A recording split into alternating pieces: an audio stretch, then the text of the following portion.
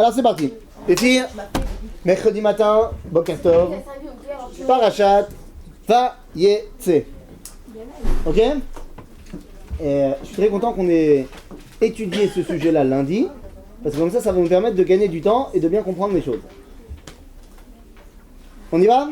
La semaine dernière, on a expliqué, dans la paracha de Toldot, on a expliqué quelle était la carte d'identité du peuple juif. On a dit, c'est Israël qui était en train d'arriver sur scène. Et on a dit, Israël, c'est quoi? C'est Yaakov plus Esav. Vous vous rappelez? Akol, kol Yaakov, vayadaim yede Esav. La voix est la voix de Yaakov et les mains sont les mains de Esav. Donc on a dit, Israël, c'est lorsqu'on prend les deux. Et donc, on a dit la semaine dernière que l'identité d'Israël a commencé à se réaliser.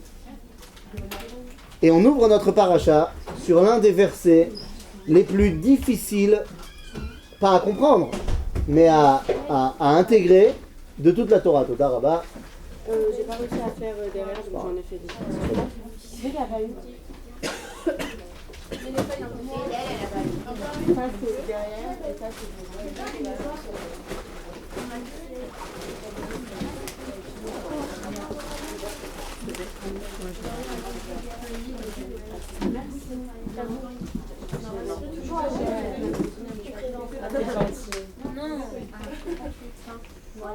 En régie, c'est bon, on est bon?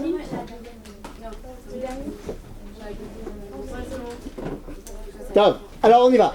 On a dit la paracha de cette semaine s'ouvre sur l'un des versets, ou peut-être le verset le plus dur de toute la Torah. J'espère que vous êtes prêts. N'oubliez pas que tout ce qu'on étudie dans le livre de Bereshit, dans la Torah en général, mais dans le livre de Bereshit encore plus, il faut le comprendre d'après ce que le Talmud nous dit dans le traité de Megillah, Ma'aseh Avot Siman Lebanim. C'est-à-dire que, évidemment, là, c'est l'histoire de nos ancêtres, des patriarches, Abraham, Yitzhak et Yaakov. C'est évidemment des événements prototypiques qui sont là pour nous. C'est-à-dire que ce qu'on voit chez eux va se reproduire chez nous, donc c'est d'autant plus important de comprendre ce qui se passe. Et là, vous êtes prêts pour le verset qui fait mal? C'est parti. La source numéro 1, premier verset de la paracha. Verset terrible. Vayetze Yaakov miber Shava vayeler Harana. Verset terrible. Et Yaakov sortit de Beersheva et il alla à Haran. D'ailleurs, pourquoi est-ce qu'il y va? La semaine dernière, on se rappelle de la fin de la paracha.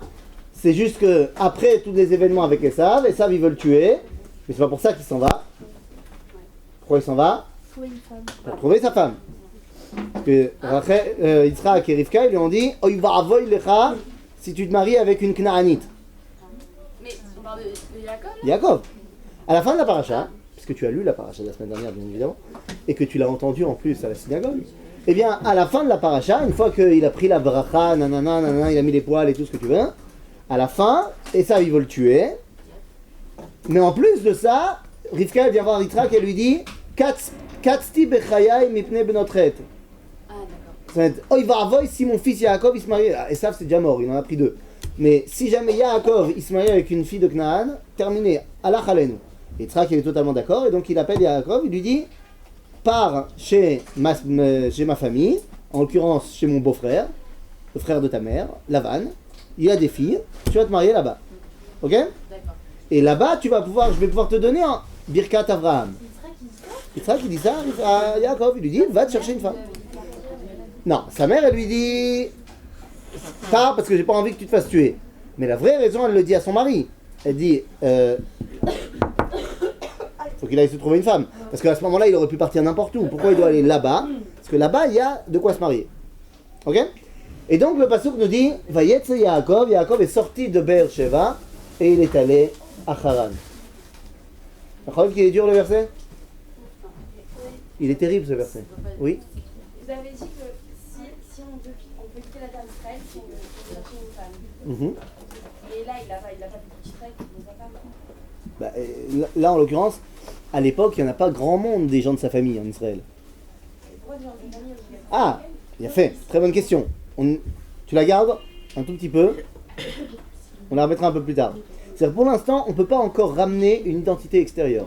Tant qu'on n'a pas fini de créer l'identité d'Israël, on ne va pas prendre une Canaanite dans l'histoire.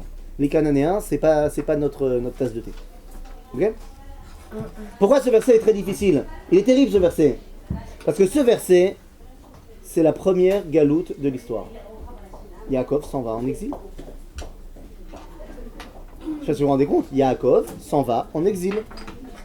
Mais il voyage. Ah non, Haran, c'est pas trop en Israël, les filles. Haran, juste pour que vous ayez une petite vite fait, si on dit que... Ça ne marche pas, évidemment. Il y a la carte à côté. Oui, mais justement, c'est pas en Israël. Bah, tu sais quoi? Si on dit que là, c'est Israël, ok? Et que Beersheba, c'est là, Yaakov, il va à Haran. C'est où? Eh bien, si on garde l'échelle, c'est plus ou moins au 200 là-bas. Ok? Il va là où Avraham, il avait commencé son histoire.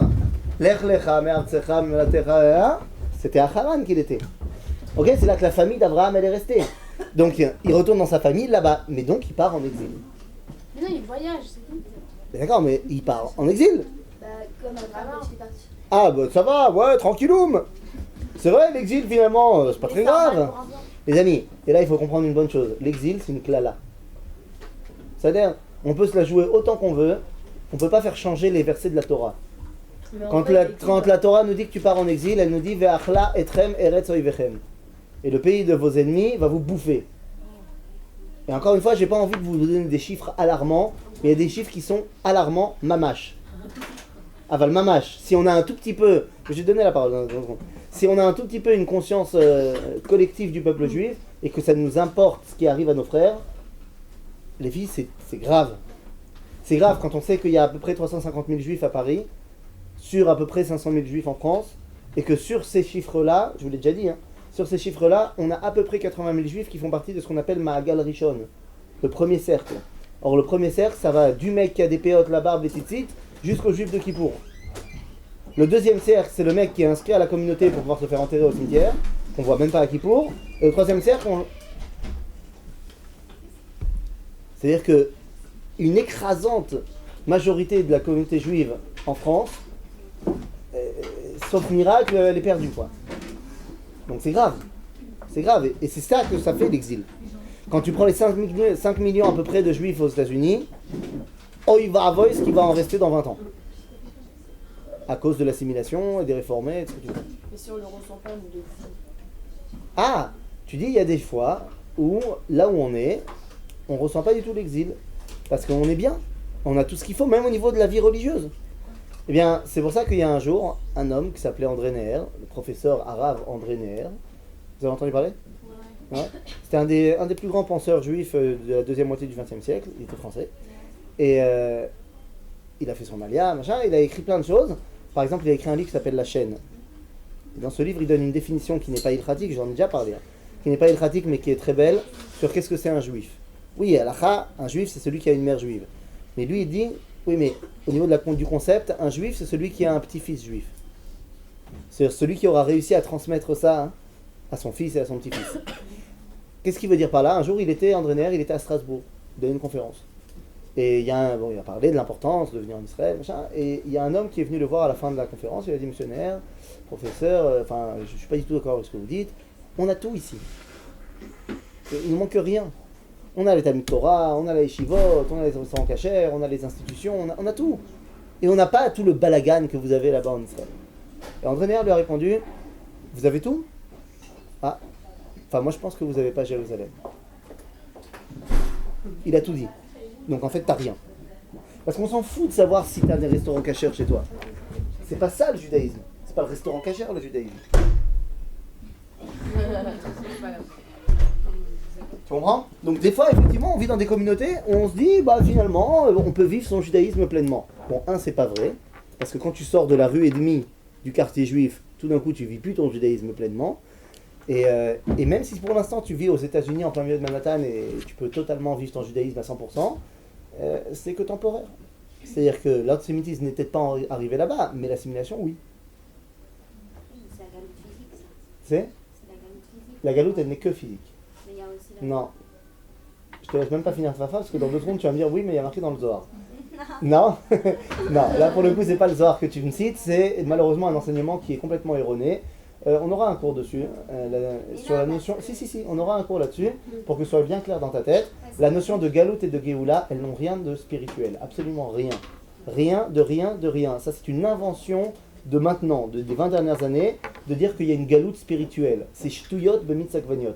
Les notions de Géoula et de galout dans la Torah, elles ne sont que sur des domaines physiques. Il est évident que ça va s'accompagner d'une réalisation spirituelle. Mais il n'y a pas une galoute spirituelle. C'est-à-dire tu ne peux pas dire, aujourd'hui, ouais, on est peut-être en Israël, mais on est toujours en galoute au niveau spirituel. C'est shtuyot. C'est l'okayam. Ça n'existe pas dans le lexique du judaïsme. Alors pourquoi on attendrait le Mashiach comme ça on n'attend pas le Mashiach comme ça. On attend le Mashiach parce que le Mashiach, si tu veux, c'est la cerise sur le gâteau, le Mashiach. C'est le top. Il y a encore des choses qu'on n'a pas finies. C'est-à-dire qu'on est en Israël, c'est le kiff, machin, ce que tu veux, on n'a pas construit le Beth Amikdash encore. On a encore des choses à faire. Ok? Mais le Mashiach est loin d'être un Harry Potter avec des pertes. Il faut enlever ça de notre tête. Ok, Bekitsur, Vayetze Yaakov mi Ber Shava Vayelech Harana. Yaakov part en exil. Et là, c'est terrible. Et oui, c'est terrible. C'est terrible parce que, vous vous rappelez ce qu'on a dit lundi? On va pas le relire ensemble, la source numéro 2, on l'a fait lundi. Parce que le Rambam nous a dit, si le peuple juif en entier sort d'Israël, qu'est-ce qui se passe? Il n'y a plus de peuple juif.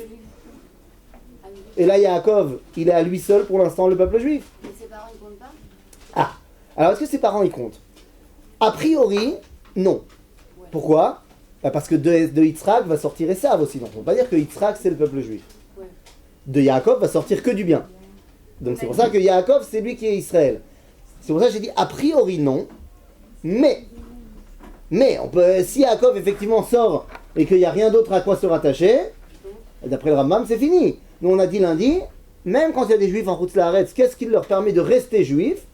C'est parce qu'ils sont rattachés soit aux gens qui sont ici, soit à l'idéal de l'an prochain à Jérusalem, ce qu'on avait dit lundi.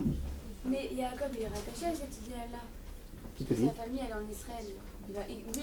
Pour l'instant, Yitzhak, il lui a dit d'aller partir chercher une femme. Il lui a pas dit de revenir. Mais il lui a pas dit de rester là-bas non plus. Il lui a pas dit. Nachon. Donc peut-être que Yaakov, il va penser qu'il faut rester là-bas. Et si jamais ma femme, elle dit non, je veux pas aller en Israël. Alors il a déjà une réponse. S'il cherche bien dans les sources familiales, il sait que son père, il est non seulement il n'est pas sorti, mais Abraham, quand il a envoyé Eliezer chercher une femme pour son père, il lui a dit si elle ne veut pas venir, tant pis pour elle. Tu ramènes pas mon fils là-bas. Donc il a des sources familiales qui vont lui faire comprendre qu'il doit rentrer. Mais on ne sait jamais. Ok? Mais ça on va voir plus tard. Mais non, il y a un autre truc qui le rattache. Ce qui le rattache, c'est la source numéro 3. Je vous demanderai d'avoir une traduction littérale Bevakasha de ce verset. Il n'est pas compliqué à traduire. C'est le premier passouk du livre de Shemot. Quelqu'un le lit? Vas-y. Alors, Ve'eli Shemot Beni Israël, et voici les noms des Israël. Abaïm Israël. Non, vas-y, traduis. Le nom de qui? Des fils d'Israël. Bien fait. Abaïm qui sont venus vers Mitzrayim. En Égypte. Et Yaakov, Ishuveto. Lui et sa maison. Donc, maintenant que tu as fait une traduction parfaite, explique-moi, c'est qui Israël alors? Donc c'est qui Israël? C'est Yaakov et sa maison. Ah non. Comment Yaakov et sa maison sont appelés dans le passouk? Béné Israël. Donc c'est qui Israël? Bah non, Yaakov il a appelé Béné Israël, donc c'est Yitzhak. C'est-à-dire, bon, d'après le verset c'est très logique. Si Yaakov et sa maison sont appelés les enfants d'Israël, alors c'est qui Israël? C'est le père de Yaakov. Donc Yitzhak, c'est pour ça que je t'ai dit, a priori non, mais en vérité oui. C'est-à-dire, Yitzhak ne va pas sortir, si tu veux en français on dirait, sortir concrètement le peuple juif, mais en potentiel il est Am Israël. Mais il n'est que en potentiel le Am Israël. S'il devait prendre, comme on a dit déjà une fois, je crois, le langage de Platon, on dirait qu'il n'est que dans l'idéal. Dans l'idéal, il est le peuple juif. Il n'en est jamais sorti d'Israël, il n'a qu'un seul nom, il représente l'unité parfaite. Mais il ne s'exprimera que par Yaakov et ses enfants. Oui, tu voulais dire? Ouais. Pourquoi Israël, il n'a jamais sorti d'Israël et il veut sortir son fils? Pourquoi Yitzhak il n'est jamais sorti d'Israël? Je décompose la question en deux. Pourquoi Yitzhak il n'est jamais sorti d'Israël? Pour la même raison qu'il n'a qu'une seule femme, pour la même raison qu'il n'a qu'un seul nom, c'est parce que Yitzhak ou Kodesh Kodashim. C'est-à-dire qu'il n'a absolument pas besoin, de en rajouter, donc il n'a pas besoin de plusieurs femmes. Avec sa femme, il peut dévoiler tout ce qu'il y a à dévoiler. Yitzhak, il n'a pas besoin qu'on lui rajoute un nom, parce qu'avec son nom, ça suffit pour dévoiler tout ce qu'il y a à dévoiler. Et Yitzhak, comme il est Olat Mima, il est monté sur le Misbéach, il a un attachement, une sainteté tellement profonde avec l'endroit dans lequel il est, qu'il ne peut pas en sortir. C'est-à-dire, Yitzhak, en d'autres termes, c'est le patron. C'est pour ça que le Zohar, il appellera Yitzhak Tushbarta de Avaan, ce qui veut dire Ameshubar Sheba Avot, le top des patriarches. Yitzhak, c'est le patron. Mais Yitzhak, il sait qu'il a un papa. Et il voit son fils. Il sait que son papa et son fils ne sont pas à son niveau. Et qu'à leur niveau de Abraham et de Yaakov, s'il faut sortir d'Israël, on sort d'Israël. Abraham est sorti d'Israël. Il a été en Égypte. Il vient de Haran. Ok ? Et pourquoi Yitzhak c'est Israël lui ? Alors, Yitzhak, il est Israël parce que justement, comme il est l'idéal, eh bien, il représente en lui l'idéal de cet Israël. Seulement, il ne l'a pas encore exprimé. Il s'exprimera au travers de Yaakov. Mais, en tant qu'idéal, eh bien, Yaakov, quand il sort en exil, il peut se rattacher à cet idéal-là. Et donc, c'est bon, on est sauvé. Oui ? Ou tous pas chacun avec sa famille. Ish ou Betot, tu as raison. Lui et sa maison, ça veut dire chacun et sa famille. Ah, c'est qui, lui et sa maison ? Non, on parle aussi de toute sa famille. Je suis d'accord avec toi. Mais quand tu dis Yaakov et sa maison, c'est qui sa maison ? C'est ses enfants, leurs femmes, ok ? Ben c'est alors on est bon. Ça va. On sait qu'on peut sortir en exil, tout va bien. Enfin, tout va bien. On va faire avec. Maintenant, on a un autre problème qui arrive. L'autre problème, il est le suivant, les filles. Quel est le rôle du peuple juif ? Peut-être vous le saviez. C'est quoi ? Non, vas-y, j'ai pas entendu. Éduquer les nations. À quoi ? Je veux bien, mais à quoi ? C'est quoi qu'on doit le transmettre ? De quoi ? Les valeurs, la morale. Les valeurs, la morale, ça vient de nous ? Pourquoi les goïms, ils doivent pas être moraux ? Non, mais c'est nous qui leur montrons. Comment ça s'appelle les valeurs, la morale dans le langage juif ? Moussar, tu as raison, mais c'est un mot moderne. Dans le langage de la Mishnah, Midot, non, Midot c'est plus les qualités personnelles. De manière générale, Derech Eretz. Et qu'est-ce que nous dit la Mishnah dans Pirkei Avot ? Derech Eretz, Kadma la Torah. C'est-à-dire que le Derech Eretz, c'est quelque chose qui est avant la Torah, donc ça parle tant aux goyim qu'aux juifs. C'est la même chose. On demande à un non-juif d'être aussi moral qu'un juif. Et on demande à un juif d'être aussi moral qu'un non-juif, donc il n'y a pas de problème. Ce qui fait que je ne peux pas avoir comme mission, moi, de leur enseigner la morale. Je peux essayer de leur rappeler s'ils l'ont oublié, mais c'est pas mon truc particulier. Mais par contre, c'est quoi mon idée ? Ce pourquoi j'ai été choisi ? Dévoiler Dévoiler Akadosh Baruch Hu dans le monde. C'est-à-dire, s'il y a un truc à expliquer aux non-juifs, c'est que Hachem Echad. Pas chaud, non ? D'accord, je dis pas un truc complètement fou. L'idée, c'est que nous devons expliquer au monde entier chez Hachem Echad ou Shmo Echad. Des fois, on a ressenti qu'on a eu du mal à le faire. On a envoyé des mecs le faire à notre place. Genre Jésus et Mahomet. Ils n'ont pas trop mal réussi. Hein ? C'était pas super volontaire. C'était ultra volontaire. Je te rappelle que Jésus ou Made in Israël, c'est un juif à la base. Tous les premiers chrétiens, c'est des juifs. Ok, donc ça c'était très volontaire. Mahomet, où est-ce que tu crois qu'il s'est fait former ? Chez les juifs de Médine. C'est pas des juifs qui les ont envoyés. Non, Jésus c'est un juif qui s'est envoyé lui-même. Et il a envoyé des autres juifs en tant qu'envoyé. Mais disons que et l'un et l'autre, ils ont tiré leur source du Ham Israël. C'est quelle période, j'y sais ? C'est pas compliqué. On dit qu'on est en 2016 de l'ère chrétienne. Ouais, mais l'an 0, ça correspond à quoi ? Ça correspond à l'an 4 en fait. C'est-à-dire, en fait, il est pas né en 0, il est né en 4. Mais c'est quelle période ? Il est pas né à Noël, il est né à Non, D'accord, mais on fait ça. c'est à quel niveau ? Genre, je voulais savoir en rap, c'était qui de cette époque ? Ah, en Rabbanim. Ouais, je sais. Ah, en Rabbanim, Jésus, c'est plus minus Hillel Azaken. Ah, c'est éventuellement la Zaken, c'est Un peu après, un tout petit peu après. Après, Un peu après Hillel. mais il sait, lui, enfin, il a eu, genre, on dit, il a dit qu'il a eu une révélation comme ça, mais avant de base, c'était un Talmid Chacham, lui. Ouais. Et du jour au lendemain, il a C'est l'élève de Rabbi Yoshua ben Perachia. du jour au lendemain, il est devenu. Non, c'est pas du jour au lendemain. La Gemara raconte l'histoire de C'est Jésus. écrit ? C'est-à-dire, dans les parties qui ont été censurées par l'Église. Mais Baruch Hashem, on les a retrouvées. Non, mais non, c'est qu'il y a eu une censure chrétienne très forte pendant 2000 ans. Mais on a retrouvé dans les pays arabes où les juifs ils étaient qui n'ont pas vécu l'ascension chrétienne, parce que les Arabes sont figés, on a pu retrouver les textes originaux. Donc on a le droit de lire son Oui. histoire. Parce que j'ai Ouais. L'histoire de qui? Et tu peux même lire les évangiles, hein, si tu veux. C'est bien que tu aies de la lecture aux toilettes. Hein. C'est sympa. C'est ça les évangiles. Le Coran, lis-le, c'est plein de Moi, bêtises. je l'ai lu. Moi j'ai un Tu vas voir sur les femmes, c'est hyper beau. C'est super sympa le Coran. Tu vois que c'est un mec on lui a raconté plein d'histoires et il a fait un mélange. Par exemple, il dit à un moment donné, tiens, tu me dis si je me trompe. Je suis pas bilingue. Hein. Non, mais t'as lu le Coran. Ah non, Bon, personne n'a lu le Coran. Moi, je l'ai Tu lu. m'as fait. Je l'ai lu aux Je me suis dit, toilettes. ça y est, elle est bilingue non seulement, mais en plus. Bon, bah, quand tu auras lu le Coran. Non, il y a des histoires très sympas. Hein. Tu vois qu'il a reçu plein d'infos et il en a fait une salade. Genre, par exemple, à un moment donné, il raconte, le Coran raconte, que Pharaon d'Égypte, il a ordonné à Aman de lui construire une tour qui montait jusqu'au ciel. c'était la même époque. Pas du tout. Ah, tourne pas la tête. C'est-à-dire que tu vois qu'il a reçu 3 histoires, le mec, et il en a fait une salade. On a parlé de Pharaon, on lui a parlé d'Aman, de la tour de Babel, et c'est parti. Il a marqué là-bas que par exemple, Myriam, la sœur de Moshe, c'est également la mère de Jésus. Oui, parce que les deux s'appellent Myriam. Il y a juste 2500 ans d'écart entre les deux, mais c'est pas grave. Le mec, il a entendu Myriam, et c'est bon. Ah, donc il y a plein de bêtises dans le Coran. Qui a écrit le Coran? Très certainement les 3 scribes qui étaient les disciples de Mahomet. Ils étaient bourrés, ouais. J'en sais rien. Ah, parce que moi à l'école, enfin, je sais plus, dans les petites classes, ils voulaient leur apprendre le Coran.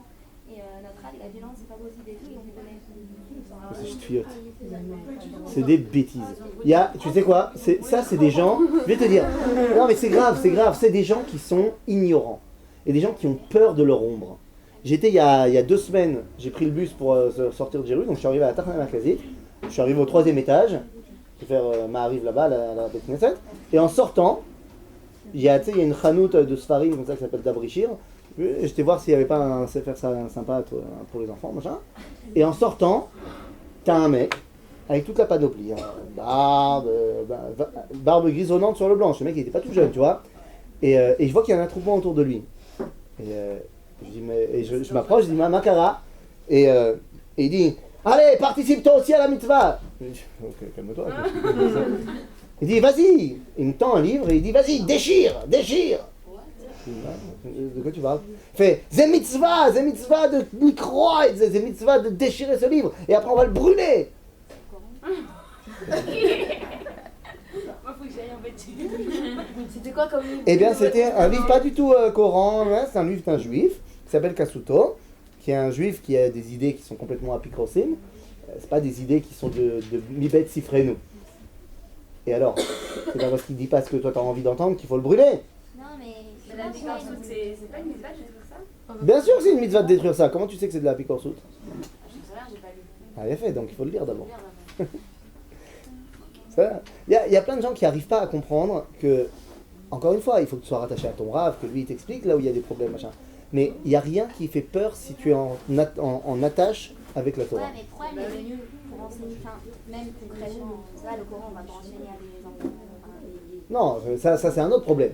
Tu vois, je pense qu'il y a d'autres choses à enseigner quand tu es un enfant que d'enseigner le Coran. Mais bon. Ah, je suis. Ok, oui, Neva. Est-ce que j'ai le droit d'amener un cours sur le christianisme? Bien sûr. Ok. Pourquoi pas? Non, c'est pas. Mais après, tu me racontes les bêtises qu'ils t'ont dit. Hein? Après, tu me racontes les bêtises qu'ils t'ont dit. Bah, c'est samedi soir, je vous dirai. Non, mais ça dépend, c'est qui fait le cours? C'est un cours juif? Non, c'est pas des juifs. qui- Alors, alors oui, faut y aller, mais dis-moi ce qu'ils t'ont dit après. Ok. Ou à moi, ou un autre rave que tu veux, truc, mais... Moi, quand j'ai commencé à faire la formation de guide, dans la formation de guide, bon, t'étudies la zoologie, la botanique, ce que tu veux, mais t'étudies énormément les religions. Ok, donc on a eu par exemple 50 heures sur le christianisme, sur l'islam, machin. Et avant d'aller faire le cours, j'ai demandé au Rav Cherki est-ce que j'avais le droit. Il m'a dit qu'elle, mais toutes les 2 semaines, tu viens, on s'assoit, tu me fais un rapport de ce qu'ils t'ont dit et on voit ensemble. Parce qu'il y a des choses qui peuvent te poser des questions. Donc c'est pour ça qu'il faut être en contact avec son Rav. Ça va? Ça va pas? Yalla. Alors, on est parti en exil à Kol Besséder. Enfin, pas vraiment à Kol Besséder, on fait avec. Le problème, c'est qu'on a dit le rôle du peuple juif, c'est donc de dévoiler que Dieu c'est le patron. Mais peut-être que maintenant je suis plus capable de le faire. Peut-être que maintenant que je suis en exil, je ne peux plus, moi, peuple juif, être le témoin du dévoilement de l'unité du Créateur. Pourquoi? Dieu, il se dévoile par l'intermédiaire du Ham Israël. Mais le Ham Israël, c'est ici, quand il est fort. Et à ce moment-là, il peut faire passer une idée. N'oublie pas ce qui a marqué dans le livre de Michelet, de Shlomo HaMelech, Chochmat HaMisken Bezouya, Udvara Veinam Nishmaim.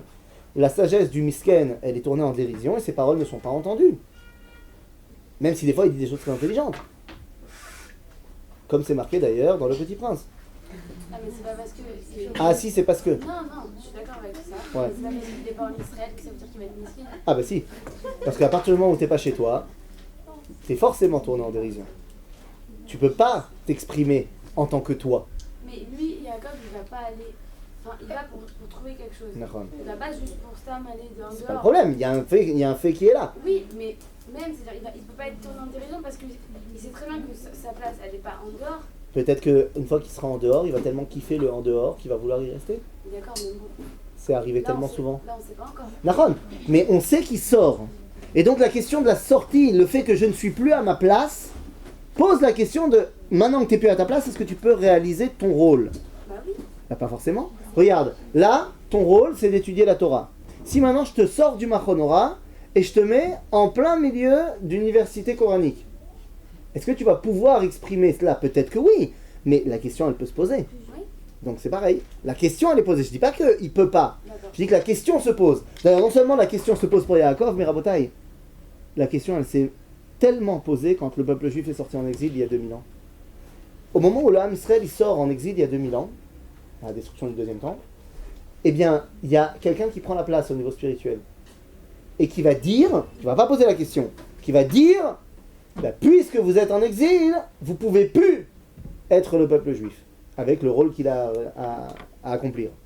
Qui a dit ça? Si, vous le savez très bien, vous le savez tous. C'était l'argument de base de la théologie chrétienne. Alors le christianisme, il est né sur quoi? Je vous invite pas à aller dans une messe parce que c'est interdit de rentrer dans une église, mais moi je suis déjà rentré dans des églises Béavonota et Arabine quand j'étais jeune. Et sachez que dans l'église catholique, chaque messe, elle commence soit en latin, soit dans la langue du pays dans lequel ils sont, par une phrase qui dit « Nous, vrai Israël, ton saint peuple ». C'est comme ça qu'on ouvre la messe. C'est-à-dire la théologie chrétienne est basée sur la notion de ce qu'on appelle « Verus Israël ». Nous sommes le vrai Israël, c'est-à-dire, oui, le peuple juif était le peuple élu, ils ont fauté, et donc maintenant, nous sommes les dignes représentants de ce nouveau Israël. Oui. Est-ce qu'on a le droit de regarder une messe mais à la télé? Par exemple, ouais, à la télé. Tu vas surtout te prendre la tête. Non, mais imaginons qu'on tombe sur ça. Est-ce que c'est assez comme de rentrer dans une église? Oui, évidemment, parce que je regarde le jour du Seigneur pendant 4 heures, évidemment. Non, quand il y a des mariages, par exemple, avant il y a eu le mariage de... Comment ça s'appelle? Non, c'est ça. Et c'est quoi la pastille? Hein? La pastille. Le pastis. Ah, La Bastille. l'hostie. Ah, l'hostie. Ah, l'hostie. C'est un bout de... L'hostie, c'est des chips. C'est les yeux du Christ. Non, mais non, mais... Les amis, attends, non, mais on va pas faire un cours de christianisme, tu vois. Tu vois ce que t'as fait? Non, mais comprends juste un truc. Tout le christianisme, il est basé sur de la symbolique à la base juive. Ok? L'hostie, c'est les matzot. Maintenant, eux, ils l'ont traduit, c'est le corps du Christ. Et le vin, c'est le sang du Christ. Avant quoi? Les protestants. Bien sûr, mais ils le savent tous. Bien sûr. Oui. Ah non, mais non, ça marche pas. Ok, alors maintenant je continue. Oh, les chrétiens, c'est ça qu'ils disent. Et les chrétiens, ils viennent, il y a 2000 ans, ils te disent, le peuple juif, comme il est parti en exil, il ne peut plus être le témoin. Et pourquoi? C'est quoi leur issue, comme on dit en hébreu? Leur base, c'est une chose très importante. Imagine, moi je suis le serviteur de Dieu. Ça va, il m'a choisi, c'est à moi de le dévoiler. Super. Ah, j'ai fait une erreur. J'ai fait une avéra. Ah ben, en tant que Baala Avera, je ne peux plus maintenant être le digne de représentant de Dieu. Ça ne le fait pas. Donc qu'est-ce que je fais? Je fais tchouva. Oui, mais pour que ma tchouva elle soit complète, il faut que j'amène également au Beth Amikdash quoi? Un korban kapara. Ok? Les chrétiens viennent et disent, eh ouais, mais c'est ballot. Parce que maintenant il n'y a plus de Beth Amikdash. Et il n'y a plus de misber kapara. Vous ne pouvez plus amener la kapara. Or, comme vous avez refusé ce que nous on a accepté, à savoir que Jésus est la kapara du monde, Vous l'avez pas accepté, vous. Et vous n'avez plus non plus de misbéach kapara, donc vous n'avez plus de kapara.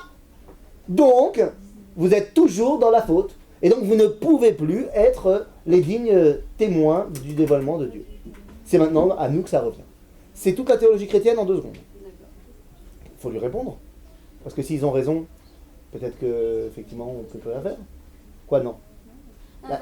La question, elle est posée quand même. Oui, elle est posée. Ah, faut répondre. Eh bien, les amis, c'est comme ça que Rabbi Yehuda Hanassi décide de répondre et d'ouvrir toute la Torah orale.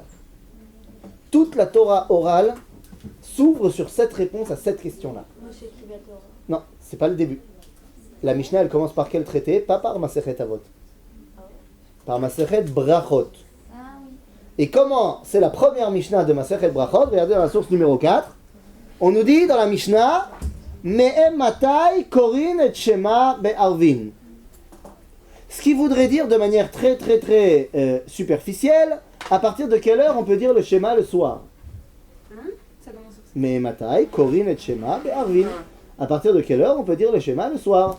Alors, c'est important de savoir, est-ce que c'est au coucher du soleil, à la sortie des étoiles, de savoir quand on dit le Shema. Alors oui, c'est très important, mais j'ai du mal à penser que Rabbi Yehuda Hanassi, il ouvre toute la Torah orale sur une question technique. Le schéma, ça représente un... Alors en fait, c'est pas une question de savoir à quelle heure on peut dire le Shema. Ça représente toute la réponse à ce que nous on a dit. Mais ematai, ça veut pas dire à quelle heure. Ça, pour dire en araméen à quelle heure, on dit mematai. Là, il y a marqué me'ematai. Ça veut dire depuis quand. Pas depuis quand dans le sens timing, mais comme quand tu dis à quelqu'un depuis quand t'as le droit de faire ça? Genre, de quel droit? De quel droit? Korin et Shema. On dit le Shema. Or, le Shema, c'est quoi? C'est témoigner de l'unité du Créateur. Arvin. Arvit, c'est le soir, la nuit. Or, la nuit dans la littérature de Chazal, c'est l'exil. Donc la question qui est posée ici par Rabbi Yehuda Hanassi, c'est de quel droit peut-on continuer à être le témoin de l'unité du Créateur pendant l'exil? Réponse. Eh bien la Gemara nous dit Amarma, Misha she'akohanim nichnasim le'echol bitrumatam. La réponse que donne la Mishnah, c'est à partir du moment où les Kohanim, ils peuvent manger la trouma. De quoi je parle? C'est très simple. Les Kohanim, vous savez que les Kohanim, à l'époque du Beth Amikdash, ils mangeaient un truc un peu particulier qui s'appelle la trouma. La trouma, c'est une partie de la récolte qui est sainte, que seuls les Kohanim peuvent manger au Beth Amikdash, et il faut être en état de pureté pour la manger. Ok? Maintenant, imaginons que Monsieur Cohen, vers 4h de l'après-midi, il était en train de bosser tranquillement, et là, il a glissé sur une peau de banane, jusque-là tout va bien, mais en tombant, il s'est vautré et ses mains ont touché le sol, mais là où il y avait ses mains, il y avait également un lézard mort. Et il a touché un lézard mort. C'est pas très grave, sauf que si, parce que le lézard mort, il est tamé, et donc lui devient tamé, il peut plus servir au Beth Amikdash aujourd'hui, il peut plus manger de la trouma. Qu'est-ce qu'il doit faire au coucher du soleil? Il doit aller se tremper au mikvé. Et là, la halakha nous dit, alors que seulement demain matin, il amènera un korban kapara, il peut quand même manger de la trouma le soir. Maintenant, qu'est-ce qui se passerait si jamais il ne se lève pas demain? S'il meurt dans la nuit? Ou si le Beth Amikdash il disparaît pendant la nuit? Il ne pourra pas amener de kapara? Eh bien, la Gemara vient nous dire, à ce problème-là, regardez, dans la source numéro 4 toujours, Amarmar Misha Kohanim Nichasim Le'echol Bitrumatam. Quoi, tu me dis que c'est la réponse, c'est à l'heure où les Kohanim rentrent manger la trouma? Mir de Kohanim Emat Kach Le Troumad Misha Tzet Kochavim. Az Le Tanae Misha Tzet Kochavim. Allez, ils te disent, ils te disent, ah, c'est un peu idiot parce que je sais bien quand est-ce qu'ils ont le droit de manger de la trouma. Ils ont le droit de manger à la sortie des étoiles. Donc tu aurais dû me dire à quelle heure ils ont le droit de dire le schéma à la sortie des étoiles. Alors pourquoi tu m'as quand même dit à l'heure où ils mangent la trouma? Parce que je voulais t'enseigner un autre truc de Derech Agav, en passant. Et c'est quoi l'autre truc que je voulais t'enseigner? Chez Akapara lo meakevet. Que c'est pas parce que j'ai pas reçu la kapara que je ne peux pas continuer à être le témoin du dévoilement de Dieu. En d'autres termes, oui, messieurs chrétiens, c'est vrai que j'ai plus de kapara, mais ça ne m'empêchera pas de continuer à faire mon boulot de Ham Israël. Ça sera plus dur, mais je ferai quand même. Ok? Et donc, une fois qu'on a ouvert ça, c'est bon, on peut y aller. On sait qu'on peut partir en exil, parce qu'on va pouvoir, même là-bas, continuer à propager notre idéal. Oui?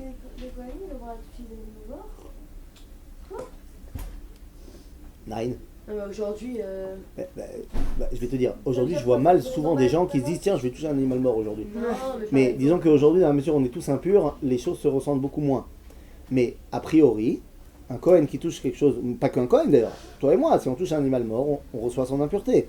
Or vu que le Kohen à l'époque du Beth Amikdash, un insecte aussi, la Torah nous dit quels animaux ils rendent impurs et quels animaux ils rendent pas impurs. Hein, et donc en fonction de ça, aujourd'hui on le ressent moins parce qu'on ne doit pas aller au Beth Amikdash. Donc si tu veux, c'est moins un truc. Mais à l'époque, ils faisaient très attention à ça. Oui. J'ai pas compris quand vous avez dit le soir, on fait le schéma par Arvin, c'est le soir, ça veut dire Arvit. Ok. Or, dans la littérature de Chazal, dans la Gemara, le soir, c'est le mot qui est utilisé pour désigner l'exil, la nuit. Pour le peuple juif, l'exil, c'est la nuit. La nuit, c'est genre quand on dort. Oui. Ben, le peuple juif dans exil, il est un peu en état de léthargie au niveau du peuple juif. D'accord? Oui. Quand il faisait les sacrifices, l'animal était mort, donc il touchait un animal mort, les Kohanim. Naron, pour le korban, c'est Terosek va korban. Mais il est mort quand même. Non, mais il y a tous les animaux ne rendent pas impurs lorsqu'ils sont morts. Tous les animaux ne rendent pas impurs quand ils sont morts. Il y a une liste dans la Torah. Or, les animaux cachers, quand je les ai tués pour les manger, ben ça va certainement pas me rendre impur. Je suis en train de manger. D'accord? Ok, donc c'est bon. Yaakov, il peut partir? Yofi. Alors il part. Mais là, il a un problème. Il a un problème, les filles. Hein? Non, il ne rencontre pas ça. Mais il rencontre un autre problème. Il rencontre un autre problème, c'est que maintenant, il va aller en dehors d'Israël. Il va vivre en exil. Et je vous pose maintenant la question. On a vécu tous en exil, Nahon? On connaît la situation du peuple juif à Paris. Je pose la question. Quand est-ce qu'on est juif quand on est à Paris? Ma question, elle ne veut rien dire. Je la reformule maintenant volontairement. À quel moment je peux voir que tu es juive quand tu es à Paris? Le Shabbat. Alors toi tu marches alors que tous les autres ils prennent la voiture. Les fêtes, ok. Comment ça habille? L'habillement. Comment ça habille?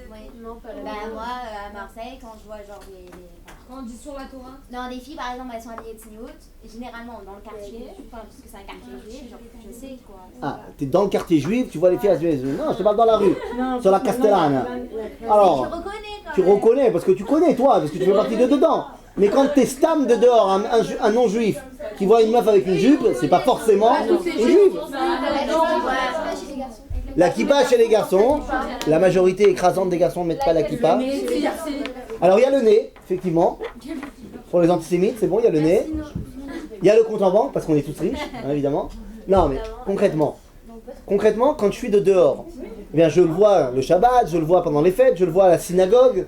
Ah oui, le mec qui rentre dans la synagogue, dans les temps de prière, c'est un juif. Mais est-ce que je reconnais que c'est un juif quand il va au ciné? Quand il va au super, quand il va faire les soldes? Non. Par rapport au cinéma, par rapport au cinéma, je peux pas aller au cinéma normalement. Ah non, mais le cinéma c'est assourd. Mais il n'empêche qu'il y a des gens qui y vont. Est-ce que je peux savoir pourquoi? Pourquoi c'est pas bien d'aller au cinéma? Parce que c'est Moshav Leitzim. Quoi? Parce que c'est Moshav Leitzim, c'est-à-dire c'est un endroit. Enfin, disons que je modère mes propos. Je vais pas te dire que c'est assourd. C'est pas l'endroit d'un Ben Torah. C'est-à-dire que tu verras pas des rabbinim se balader au cinéma. Même en Israël. Même en Israël. Parce qu'en fait, on dit que c'est parce qu'il y a des goïs et qu'il ne faut pas se mélanger aux goïs. Non, Il y a des films, des on va au travail. Non, mais qu'il ne faut pas rester dans la même salle à regarder la même chose sur, je sais pas. On peut voir un film avec des petits. Encore une fois, je pense pas que c'est bien d'aller au cinéma. Mais pourquoi? Même amener les enfants. T'as envie de voir un film, t'as tout ce qu'il faut à la maison pour le faire. Moshav Leitzim, c'est un endroit où les mecs sans profondeur qui sont installés. De la même façon, je pense pas que ce soit l'endroit d'un Ben Torah d'aller voir un match de foot au stade. Parce que les mecs qui sont autour de toi, j'ai pas dit qu'on n'a pas le droit. J'ai dit, je pense pas que c'est l'endroit d'un Ben Torah, de quelqu'un qui veut être quelqu'un qui est perçu comme étant celui qui étudie la Torah, qui enseigne la Torah, machin. Non, je pense pas qu'il faut aller dans un endroit où toutes les 5 minutes, t'as des mecs qui donnent des insultes, des mecs qui se comportent pas. C'est pas un endroit, c'est pour ça que j'ai dit, je reviens sur ce que j'ai dit, c'est pas l'endroit d'un Ben Torah. Maintenant, il y a des fois où c'est assourd. Mais c'est pas de. Pourquoi? Bah, tu peux pas aller voir des films qui sont pas cachers. Oui, mais c'est son. C'est-à-dire pas caché. Des films où tu vois des scènes sympatoches, c'est pas... Mais non, mais dans tous les films aujourd'hui. Donc, Ouais, mais même quand tu regardes chez toi, excuse-moi, devant la télé. Encore une fois, je rentre jamais dans les tzitziot de chacun. C'est-à-dire que ce qui se passe chez toi, ça ne me regarde pas. Oui, non, mais d'accord. Non mais je te parle même au niveau Sanhedrin. Ça ne regarde pas la Torah, ce qui se passe dans ta maison. C'est toi et Dieu. C'est pas à moi de dire quoi que ce soit. Ok? Mais c'est-à-dire, je pense que c'est pas du tout assourd d'avoir un ordinateur à la maison, avec internet, ce que tu veux, parce qu'il y a des choses qui sont très importantes. Après, est-ce que c'est assourd d'aller sur un site pornographique? Oui. Non, mais, c'est pas parce qu'il y a des sites pornographiques sur internet que tu vas dire internet c'est assourd. La télévision? Ouais, la télé. Ouais, je pense France que c'est 2, assourd. France 3, ça passe. En sachant que la Je télé, pense que c'est assourd pour plusieurs raisons. aujourd'hui. Pour plusieurs raisons. Le fait est que si tu as la télé, ça veut dire que tu participes au fait que les gens qui font travailler la télé, genre tu participes à ça, même si tu l'allumes pas toi particulièrement. Or, particulièrement en Israël, le Shabbat, il y a plein de gens qui bossent. Donc c'est un problème. Kitso, donc on part. Maintenant, qu'est-ce que je voulais dire par là? Où est-ce qu'on est juif quand on est là? On n'est pas juif au ciné ou là. En exil, le peuple juif est reconnaissable dans ses temps de séparation avec le reste du monde. En exil, le peuple juif est reconnaissable dans les temps, les timings qui le séparent des goïms. Vous m'avez dit le Shabbat, les fêtes, la synagogue, c'est-à-dire les temps de prière à la synagogue, et ainsi de suite. C'est pour ça qu'il y a un philosophe juif américain du XXe siècle qui s'appelle Avraham Eshel, Avraham Yehoshua Eshel, qui va écrire plein de livres, dont un qui s'appelle Les bâtisseurs du temps, ou renommé à Shabbat, où il va expliquer la grandeur du Shabbat. Il était un peu conservatif, massorati sur les bords, mais un peu orthodoxe quand même. Et lui, il écrit une phrase très belle, regardez, vous allez voir à quel point elle est fausse. Il dit, dans la source numéro 5, Aya Adut Idat Azman. C'est la religion du temps. Ayom Hashevi'i ou Armon Betor Azman. Le Shabbat, c'est un palais dans le temps. Avraham Eshel, il vient comme idée en disant que l'idéal du judaïsme, c'est la sanctification du temps. C'est le Shabbat, le 7e jour. La sanctification du temps. Maintenant, Avraham Eshel, il a un problème parce qu'il sait bien que dans le judaïsme, il y a le Beth Amikdash. C'est pas dans le temps le Beth Amikdash, c'est dans l'espace. Il dit oui, mais le Beth Amikdash, c'est pas idéal. On nous a donné le Beth Amikdash ou son ancêtre, le Mishkan, uniquement parce qu'on avait fait le Vaudor. Le Mishkan, c'est après le Vaudor. Donc il dit, c'est un compromis qu'on a fait avec la faute. Comme on n'était pas capable de gérer la sanctification uniquement dans l'idéal, dans le temps, dans quelque chose qui n'est pas concret, alors Dieu il a dit, alors je vous donne un petit Mikdash pour vous faire kiffer. Mais lui, il pense que c'est pas l'idéal. Pourquoi il a tort? Eh bien, il a tort parce que, regardez, il y a marqué dans la source numéro 6, c'est dans la Shirat Hayam. La Shirat Hayam, Asia Shir Moshe, c'est bien avant la faute du Vaudor. Or, déjà à ce moment-là, qu'est-ce qu'on dit? Teviemo vetitaemo benar nachalatecha, machon neshivtecha pa'alta Hashem, Mikdash Adonai konenu yadecha. C'est-à-dire qu'on parle de la notion d'un Beth Amikdash bien avant la faute. Donc, il ne s'agit pas d'une résultante de la faute. L'idéal du judaïsme, c'est la sanctification, pas dans le temps, mais bel et bien dans l'espace. L'idéal du judaïsme, c'est la sanctification, donc le dévoilement de Dieu, dans l'espace et non pas dans le temps. C'est vrai que les fêtes sont des temps de rencontre avec Dieu. C'est vrai. C'est vrai que dans la Torah, il y a marqué pour toutes les fêtes, Ele Moadé Hashem. Et Moadim, ça vient du mot Leivaed, ce qui veut dire se rencontrer. Donc c'est vrai que ce sont des temps de rencontre avec Dieu. Oui, mais la vraie rencontre, même pendant les fêtes, elle se passe où? Ben, comme il y a marqué dans la Torah, Shalosh Pa'amim Bashana, Yirae Kol Zechurecha et Pene à Adon Hashem. 3 fois par an, on doit aller rencontrer Dieu. Où? Au Beth Amikdash. Donc ça veut dire que même Pessah sans Beth Amikdash, c'est pas une vraie rencontre. La vraie rencontre, elle dépend de la présence ici. Ok? Le problème de Yaakov, c'est que maintenant il va sortir d'ici. Alors quelle va être sa seule chance de survivre en exil et ne pas tomber dans le échélisme? Ben non, justement, il va retrouver le temps là-bas. Mais avant de sortir, il doit bien être conscient que la vraie sanctification, c'est dans l'espace. C'est pour ça que juste avant de sortir d'Israël, le passouk nous dit, la source numéro 7, Vaïvga, et il a percuté, il a touché, quoi? Bamakom. Il a touché l'endroit. Il a fait le plein d'endroits. Il a fait le plein de sanctification de l'endroit. Et c'est là qu'il a fait son rêve de l'exil. C'est-à-dire que ils voient l'exil toujours en étant en rapport avec l'endroit. C'est pour ça que nos sages dans le Midrash viennent nous dire, c'est quoi cet endroit-là? Har HaMoria a sauté et est venu se mettre sous lui. Ou alors lui, il a sauté, il est venu au Har HaMoria, l'homme chané. On veut relier Yaakov au mont du Temple. Pourquoi? Parce qu'il faut qu'ils comprennent que même pendant l'exil, la véritable sanctification, ça sera par rapport à l'espace. On ne peut pas le faire, on est là-bas. Nachon. Alors comment on fait? À part la communauté de Strasbourg qui a fait un grand dessin du Kotel qu'il a mis sur le centre communautaire, comme ça j'ai plus besoin d'aller en Israël, j'ai le Kotel à Strasbourg. Eh bien le reste du peuple juif, il s'est habitué à dire Shana Abba Birushalayim. Oui. Mais comment ça se fait qu'à l'époque, ils savaient déjà l'impact que ça faisait de partir en exil?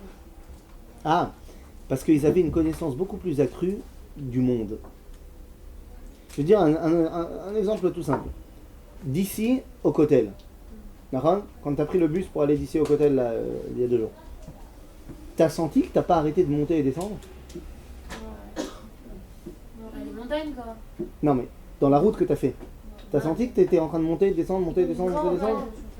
Là, il y a 2 jours, quand tu es venu d'ici au Kotel. Non, pas trop. Non, hein, pas trop. Alors que tu as passé 3 vallées et 3 montagnes.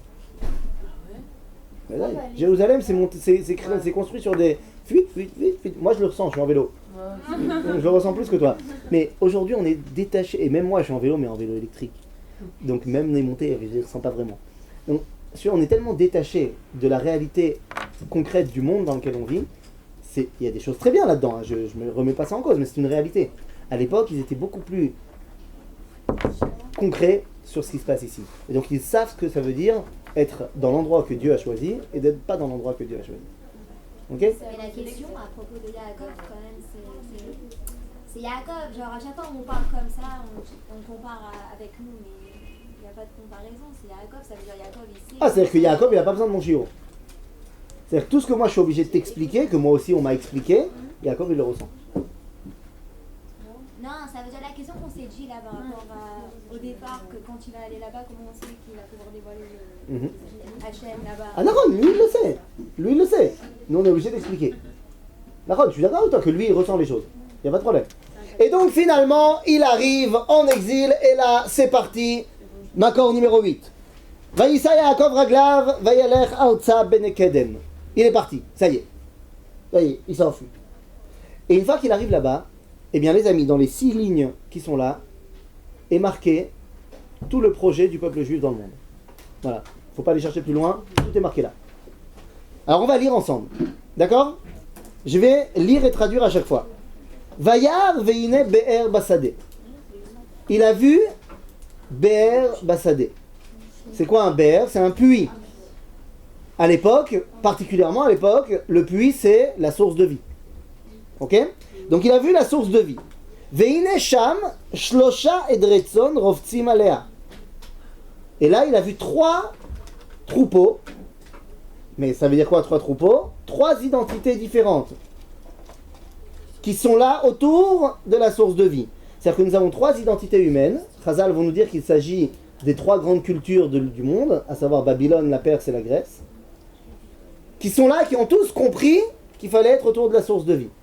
Mais ils ont un problème. C'est quoi? Ils ont tous compris que c'était de cette source de vie-là qu'il fallait nourrir toute leur population. Mais il y a un problème, c'est qu'il y a une grosse pierre qui bloque l'accès à la source de vie. C'est-à-dire qu'il y a des choses qui nous empêchent d'être en contact avec Dieu. Alors qu'est-ce qu'on fait? Donc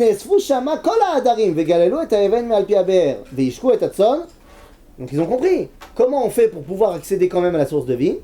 Qu'est-ce qu'il faut faire? Pour enlever la pierre, il faut faire quoi? Non, il y a marqué Venesfu Sham Kol Hadarim. Il faut se rassembler tous. Bah oui, comme ça on peut tous soulever la pierre. Oh, ici on la soulève. C'est-à-dire qu'ils ont compris un truc. C'est que pour arriver à la source de vie, il faut être ensemble. Donc ils ont compris quelque chose. D'accord? Mais ils ont un problème. Une fois qu'ils ont enlevé la pierre et qu'ils donnent à boire à tout le monde, qu'est-ce qu'ils font après?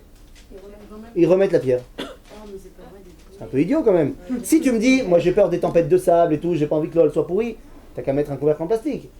Pourquoi ils remettent la pierre? C'est-à-dire, si on peut l'utiliser à une condition. C'est-à-dire, on a compris qu'il fallait être ensemble, mais personne n'a confiance les uns dans les autres. Ça ne faudrait pas que toi tout seul tu puisses y aller. Les amis, on est en train de vivre cette réalité-là. Quoi? Qu'est-ce qu'il y a? Ça va? Cette réalité-là, on la vit. Vous savez, dans les tfilotes qu'on dit à Rosh Hashanah et Yom Kippour, on dit Uvechen ten pardecha Hashem Eloheinu al kol ma'asecha, ve'iraucha kol ha'ma'asim, tout le monde verra, ve'ishtachavu lefanecha kol habruim, toutes les créatures se prosterneront devant toi, ve'yasu kulam aguda echat, et ils feront tous une union.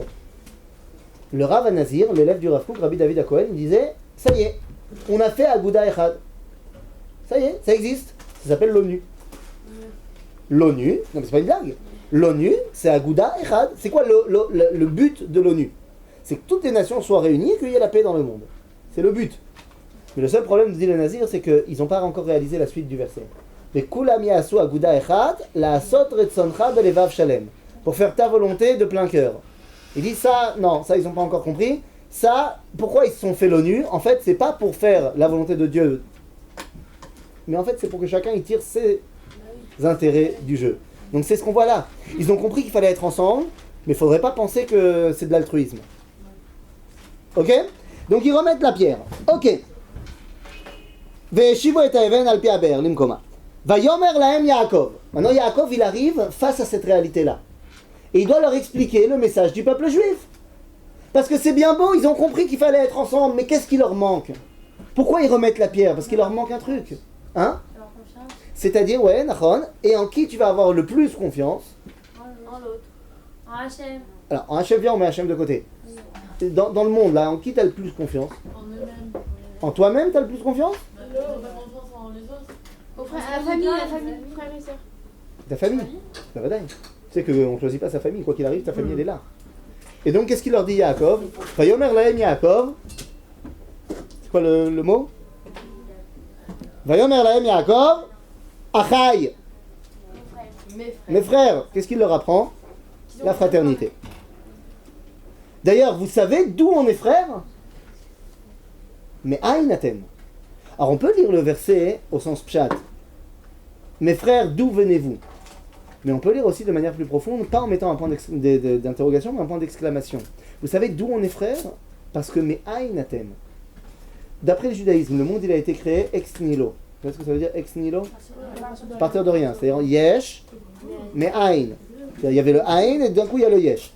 Ok? Donc qu'est-ce qu'il leur dit Yaakov? Vous savez de quel droit je sais qu'on est frères? Parce qu'on vient de la même source.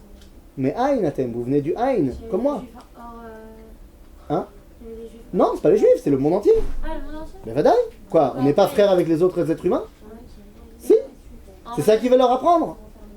Seulement, ils ne sont pas prêts à recevoir ça, ils ne sont pas à son niveau. Donc qu'est-ce qu'ils lui répondent? Vayomru mi Haran anachnu. Haran, d'après Rashi, quand Abraham il arrive à Haran, Rashi dit Haran, c'est Haron apo shel olam. C'est le désespoir du monde. Les amis, il y a quelques jours, j'ai fait une erreur. J'ai fait une erreur. Oui, madame. J'étais chez moi, ça arrive, j'ai montré un film à ma fille. Mais attention, quel film? Il était cachère. À 100%. Et je me rappelais plus que moi aussi j'en avais pas dormi pendant une semaine à cause de ce film. Pas du tout. Je lui ai montré l'histoire sans fin. Mais le problème c'est que vous êtes trop jeune et pas assez jeune pour le connaître. Toi tu connais? Je connais moi l'histoire sans fin. Toi tu connais? Elle a fait. Non, c'est-à-dire, vous êtes trop jeune, c'est-à-dire que c'est trop vieux comme film pour que vous ayez pu le voir. Nous quand on était jeunes, nous les vieux quand on était jeunes, c'est... Et encore, c'est un film qui date des années 80, moi j'étais même pas né. Kitsour, moi j'ai 85. L'histoire sans fin, c'est... vois-le. Non, je peux pas te résumer. Non, je peux pas résumer l'histoire sans fin. Mais Kitsour, quand vous aurez vu l'histoire sans fin, vous comprendrez ce que je dis parce que ma fille, elle était terrorisée par le néant. Tu te rappelles du néant dans l'histoire sans fin? Elle était terrorisée. Et là, pendant 3 jours, elle a pas dormi. Le néant, elle a cru que dès que je fermais la lumière, c'était le néant. C'était la folie. C'était terrible. Bah oui, mais non. Nous n'êtes rien du tout. Mais c'est ça, Haran. Haran, c'est cette notion de désespoir complet. Ok? Donc ils lui disent, non, mi Haran anachnu. Tov, Yaakov, il comprend que, ok, vous n'en êtes pas là, mais va falloir maintenant que je trouve un truc pour me rattacher à vous, qu'on puisse avoir un point de départ de dialogue. Vayomer lahem. Ayedaatem et Lavan ben Nachor. Vous connaissez Lavan, fils de Nachor? C'est un problème parce que Lavan, c'est pas le fils de Nachor. C'est le fils de Bethuel qui est le fils de Nachor. Donc si Yaakov, il l'appelle Lavan, fils de Nachor, c'est qu'il veut leur expliquer quelque chose. Vous connaissez la famille d'Abraham? Nachor, c'est le frère d'Abraham. En d'autres termes, vous avez entendu parler de la Bible? Vous connaissez plus ou moins ce message-là? Lavan, c'est fils de qui? De Bethuel, qui est le fils de Nachor, frère d'Abraham. Ok? Donc en fait, qu'est-ce qu'il lui demande? Vous connaissez un petit peu le message d'Abraham? Vayomru Yadanu. Ouais, on a entendu parler. Vayomer lahem Ashalom lo. Vous savez que tout l'objectif de cette famille, c'est d'amener Shalom. Shalom, c'est et la paix, et également, d'après la Kabbalah, le dévoilement le plus haut de Dieu. Shalom. Ashalom lo, Vayomru Shalom. Ouais, on a entendu parler de ça. Et d'ailleurs, il y a un de ses représentants qui arrive. Iné Rachel Ba. Et alors là, les filles, c'est parti. Vous pouvez mettre la musique. Là, c'est Hollywood. Là, c'est le film de meuf. Ah, là, c'est le film de meuf. Il n'y a pas de problème. Si Abraham, il a rencontré sa femme parce qu'en fait, ils ont grandi ensemble, et que Yitzhak, c'était un shidour en mode Haredi à mort, il n'était même pas là pour faire le shidour, Yaakov, c'est le film de meuf. Rachel, elle arrive. Coucher du soleil. Petite musique. Les moutons qui font bah. La classe. Rachel, les cheveux au vent. Devant le ventilo. Fais comme toi. Devant le ventilo. Et là, Yaakov la voit. Quand il la voit arriver, il dit aux mecs qui sont là, il leur dit bon, c'est pas tout ça, mais il n'est pas encore l'heure d'aller rentrer à la maison, hein, je propose que vous retourniez bosser. Non, parce que j'ai un petit truc à faire et là vous me dérangez. Et là ils lui disent non mais on peut pas, parce qu'on n'est pas encore tous là, et donc on peut pas enlever la pierre et on peut pas. Alors qu'est-ce qu'on fait? Le juif il comprend que Umot HaOlam ils sont pas encore prêts à prendre sur eux de corriger les problèmes du monde. Alors qu'est-ce qu'il fait le juif? Il va tout seul. Il y va tout seul. Maintenant, ce que je vais vous dire là maintenant, c'est au-delà du romantisme, c'est le drame qu'on vit depuis 2000 ans. Yaakov, il leur dit, allez au boulot, enlevez la pierre et faites boire vos troupeaux et retournez bosser. Et ils leur disent, non, on peut pas, on n'est pas tous là, donc on n'est pas encore prêt à le faire. À ce moment-là, Yaakov de Passouk nous dit, ok, alors, vayomru lo nuchal ad asher ya'asvu ha'adarim. Et là, regardez, l'avant-dernière ligne. Vayi ka'asher ra'a Yaakov et Rachel bat Lavan achi imo, ve'et tzon Lavan achi imo. Donc quand il a vu Rachel arriver, vayi gash Yaakov, vayagel et ha'even me'al pi ha'be'er, vayashk et tzon Lavan achi imo. Yaakov il dit bon vous n'êtes pas prêts alors j'y vais. Et il va tout seul et il prend sur lui tout seul de faire tikkun olam. Maintenant dites-moi c'est exactement ce qu'on a fait depuis 2000 ans. On a compris que les nations elles étaient en mode barbare comme il faut, les croisades et tout. Nous on a continué à faire le taken olam b'malchut shaddai. Maintenant, dites-moi, on fait ça pour qui? Pour Hachem? Et quoi? Il a enlevé la pierre tout seul. Donc il a pris sur lui tout seul. Quand il a vu Rachel, il a dit c'est le moment, il faut y aller. Quel rapport avec Rachel là? Tu vas voir dans 2 secondes. Quand il voit Rachel, qu'est-ce qu'il comprend? Ben, c'est avec elle qu'il va se marier, c'est elle qui est venue chercher, Nachon. Mais il a eu des tribus concrètement avec elle. C'est pas le problème. Avec Rachel, il va y avoir Léa, au final. Tu connais la suite du film. Avec elle, il va, dans ce que représente là, à ce moment-là, Rachel, il va créer le Ham Israël. Okay. Donc, il comprend que c'est maintenant que ça doit se passer. Ham Israël, celui qui doit dévoiler Dieu dans le monde. Donc, il y a là, il faut y aller. Donc, il prend sur lui de faire le Tikkun Olam. Et la vérité, c'est ce qu'on a fait depuis 2000 ans. Depuis 2000 ans, on continue à faire le Taken Olam Malchut Shaddai chez les Goïm. On a du mal, c'est plus dur de le faire chez eux que quand on est ici, on est d'accord. Mais le problème, c'est qu'on fait ça pour qui? Pour eux, du coup. On fait pas ça que pour nous. On le fait pour eux. On fait pour tout le monde. Pas aussi pour nous. Mais ils étaient censés faire eux. Nachon. Non, Nachon. C'est-à-dire que, non, on était censé faire tous ensemble. Ils sont pas prêts à le faire, donc nous on prend le truc tout seul. Donc en fait, le Tikkun Olam, c'est pas que pour les Juifs, c'est pour tout le monde. Et vous savez quelle est la pire chose, la pire ironie du peuple juif? C'est que tout ce qu'on a fait depuis 2000 ans, c'est aussi pour les Goïm. Et pourquoi ils nous persécutent alors? Parce qu'ils n'ont pas compris. Ils savent très bien qu'on fait la fin. Mais non, ils n'ont pas compris que c'est pour eux qu'on fait ça. On fait quoi pour eux? Maintenant regarde, attends, c'est encore pire. Parce que là, il enlève, il fait boire, et là qu'est-ce qu'il fait juste après? Vous vous rappelez Hollywood? Ouais, il l'embrasse. Il l'embrasse, cache. Ah ouais, cache. Et après il pleure. Regarde le verset, comme ça tu diras pas que je dis des bêtises. Vayagel et ha'even me'al pi ha'be'er, vayashk et hatzon Lavan achi imo, vayishak Yaakov le Rachel, il a fait un bisou. Vaïssa et Kolo Vaïf. Et il a pleuré. Et puis après, il demande Ouais, après, il va lui dire, au fait. Mais d'abord, il l'a embrassé, il a pleuré. Pourquoi vous dites ça? Après, il a pleuré. Parce que, alors, toi, tu ramènes un midrash qui dit qu'il a vu Beruach HaKodesh qu'il n'allait pas être rentré avec elle. Nachon, je t'en ai amené un autre, moi. Maintenant qu'il a commencé avec. Je t'en ai amené un autre. Regarde celui-là, dans Bereshit Rabbah, dans un 9. Lama Bacha, Shera, Anashim, Melachashin, Elu Me'elu, Mipne Shenishka. Il a vu que les Rohim qui étaient autour de lui, ils se sont mis à rigoler. Comme vous. Les bergers là qui étaient autour, quand il l'a embrassé, ils sont moqués de lui. Donc ils ont pas compris. Ah ouais. On pleure pas quand on se moque de lui. Mais si. Enfin, il est grand. Parce que pourquoi ils se sont moqués de lui? Fragile. Parce qu'ils ont dit, c'est quoi ce mec là? Non mais c'est quoi ce mec? Le mec, la première meuf qu'il voit, personne ne le connaît, il arrive, la première meuf qu'il voit, boum, il l'embrasse. Ça se fait pas. Mais là, Quoi?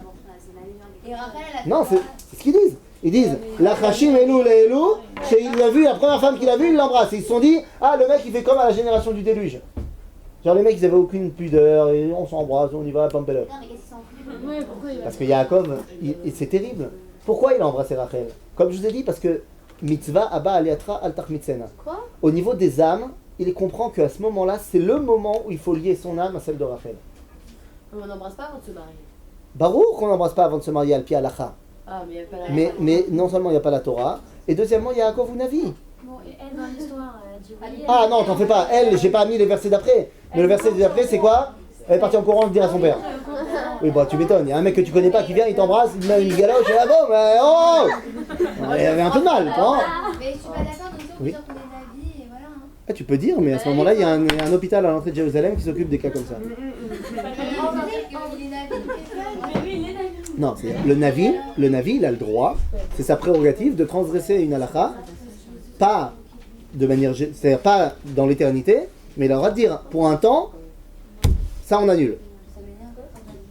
Ah bah parce que le Navi, il a un truc que toi t'as pas. Dieu il lui parle. Donc si le Navi il dit Dieu il m'a dit il faut faire ça, c'est bon. Il a l'accord du patron. Ah, si ma chère, on aura la voix d'Hachem. Bezrat Hashem. Oui. C'est toujours de vivre à notre époque qu'à l'époque là-bas. C'est-à-dire qu'il y a des dimensions qui sont plus compliquées chez nous et il y a des dimensions qui étaient plus dures chez eux. Je veux dire, eux ils n'avaient pas de vélo électrique. Eux ils n'avaient pas de vélo électrique. Non, ça veut dire qu'il y avait des dimensions de la vie de l'époque qui sont beaucoup plus dures que celles d'aujourd'hui, mais il y a, dans notre compréhension et notre perception du divin, c'est vrai que c'est beaucoup plus dur pour nous. D'accord. Mais Kitsour, et à ce moment-là, En Malasot, ils ont compris, ils n'ont pas compris, tant pis pour eux, c'est pas parce que les goïms ils comprennent pas ce qu'on fait qu'on va pas le faire. Et donc c'est pour ça que depuis 2000 ans, on le fait, on bosse. Et là, il va aller chez Lavan. Alors vous connaissez le film, il a dit écoute, je suis ton neveu, ça c'est ta fille, je propose qu'on arrange un petit truc. Il lui dit ok, mais Lavan il est chacham. Lavan il représente l'idéal de l'autre partie de la famille d'Abraham. Celle qu'on avait étudiée, on avait dit c'était l'idéal qui a préféré rester en Galoute. Le juif cosmopolite qui dit non, il faut rester à Paris, c'est beaucoup mieux. Eh bien, ce Lavan, il va lui dire ok, il n'y a pas de problème, tu te maries avec elle, mais tu restes là. D'ailleurs, il va falloir que tu bosses pendant 7 ans. Et après encore 7 ans. Ça c'est maintenant que ça se passe. On en a parlé, mais c'est maintenant que ça se passe. Et là, ok, alors il se marie avec elle. D'abord, il bosse pendant 7 ans. Et le matin de la 7e année, ça y est, j'ai fini le contrat. Ben, la première chose qu'il fait, il se réveille de bonne heure. Et là, attention, tenez-vous bien. Verset numéro 10. Enfin, source numéro 10. Vayomer Yaakov el Lavan.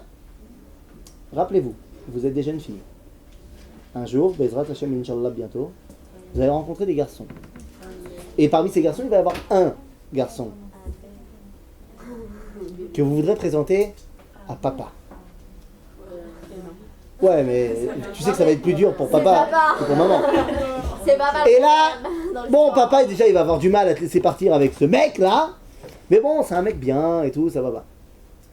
Mais imagine, dans le Dimion, qu'est-ce qui se passerait, vous connaissez vos parents mieux que moi, si ce mec-là, ça y est, on est fiancés et tout, si ce mec-là, il vient voir ton père le matin de tes noces, et il lui dit, Vayomer Yaakov el Lavan, Ava et Ishti, ki mal'u yamai ve'avoa elea.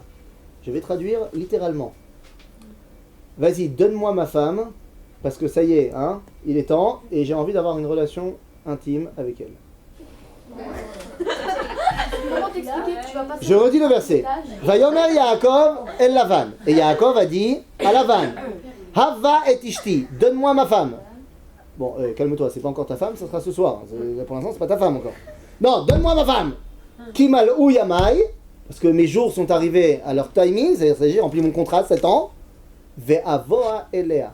L'avo, elle, dans la Torah, ça veut dire avoir une relation sexuelle. C'est comme la date. aussi la date. D'accord. Donc, qu'est-ce qu'il lui a dit? Yallah, au boulot. Alors t'en fais pas, non mais t'en fais pas. Rachid tout de suite dans la source 11 te dit, non mais pourquoi il a dit ça? Parce qu'il a dit, bah je suis plus tout jeune, hein? J'ai 84 ans quand même. Et j'ai quand même 12 tribus à mettre au monde, alors hop hop hop. Mais quel âge 84. Ça arrête pas, mais. C'est pas le problème, t'as pas envie de savoir. Elle est plus jeune. Mais attends, 2 secondes. Et alors? Attends, 2 secondes. Attends. Parce qu'il a 84 ans et que donc il veut faire des enfants, alors on parle comme ça? Pourquoi il dit pas à son beau-père, parce que ça reste son beau-père, pourquoi il dit pas, écoute, je suis très pressé de me marier avec elle, ça va être tellement une belle simcha et tout ça? Non, parce que évidemment que votre Ratan y pensera à ça aussi, mais il le dira pas. Et c'est ce que dit Rashi. Rashi il dit Afilu kal shebekalin lo omer ken. Il dit même le plus dépravé il parle pas comme ça. Ah, pourquoi Yaakov il parle comme ça? Quoi? Qu'est-ce qu'il y a? Qu'est-ce qui t'énerve? De dire que les hommes sont peut-être sur par rapport à ça. J'ai pas. Non, c'est pas ça. C'est pas ça, mais je pense Non, c'est pas. Non. Déjà, calme-toi. D'abord, il pense pas qu'à ça. Deuxièmement, il a pas voulu se marier avec toi pour ça. Il a voulu se marier avec toi parce qu'il a compris qu'avec toi, il allait pouvoir créer quelque chose. Une famille, des enfants. C'est-à-dire, ça c'est Besséder. Il t'aime. Non, tu te maries pas avec quelqu'un parce que tu l'aimes. Si tu te maries avec quelqu'un parce que tu l'aimes, oi va voy. Quoi tu sais Parce que avant de te marier avec elle, tu l'aimes pas. Tu sais pas ce que ça veut dire l'aimer, tu le connais pas. On se marie pas. C'est toi qui m'as dit. J'ai pas dit qu'on se marie au bout de 2 semaines, mais même quand tu te maries avec lui, que ce soit au bout d'1 mois, 2 mois, 3 mois, 1 an, 2 ans, tu le connais pas. Parce que dans la mesure où tu n'as pas été avec lui dans le quotidien, et le quotidien ça veut dire le réveil par exemple, ou les moments où tu es en lachatz, parce qu'il y a le travail, parce qu'il y a le truc machin, et que tu as plein de pression sur la tête, mais tu peux pas claquer la porte et sortir de la maison pour aller jouer avec tes copines, parce que là tu es à la maison avec ton mari, c'est dans ces situations-là que tu vas le connaître vraiment, savoir qui il est. Et c'est pour ça que, comme c'est toi qui m'as dit d'ailleurs, qu'avoir une relation dans la Torah, ça s'appelle également la date. Ok, donc c'est une notion beaucoup plus profonde. Donc tu ne le connais pas quand tu te maries. Mais c'est Besséder. Par contre, ce que tu connais, c'est, vous avez discuté suffisamment pour savoir qu'il veut les mêmes choses que toi. Dans les grandes lignes, on veut construire quelque chose ensemble. Et on va travailler pour que ça marche. Ok? Donc c'est pour toutes ces raisons-là que tu te maries avec lui et que lui il se marie avec toi. C'est Yaakov Besséder. Ceci étant, il a aussi envie d'avoir une relation avec toi. Pourquoi? Pour l'idéal que ça représente, parce que vous allez créer une famille, et aussi parce que ça fait partie, je suis désolé, t'es plus un enfant, ça fait partie de l'histoire de la vie, qu'un homme il est attiré par une femme, une femme est attirée par un homme, et c'est Besséder. Tout le truc c'est de le mettre dans l'Akdoucha. Mais de penser à ça direct. C'est pas direct, ça fait 7 ans qu'il bosse le mec. Mais alors de dire ça tout ça. Ah, donc le problème c'est pourquoi il a dit ça à Lavan. On est d'accord. Besséder, donc c'est pour ça que Rashi il dit, même le mec le plus dépravé il parle pas comme ça. Alors pourquoi Yaakov il a parlé comme ça? La réponse... Il a pas travaillé 14 ans. Non, d'abord 7 ans, ensuite il s'est marié, mais en fait il a switché, il a mis Léa, et donc il a retravaillé après. Il s'est marié avec Rachel, et il a retravaillé 7 ans pour payer Rachel cette fois. C'est 14. Donc au final 14. D'accord. C'est? Mais là, la réponse de comment tu parles Yaakov, elle est donnée par Rabbeinu Bechaye. Rabbeinu Bechaye, dans la source numéro 12, il dit comme ça. Il dit, t'es choqué?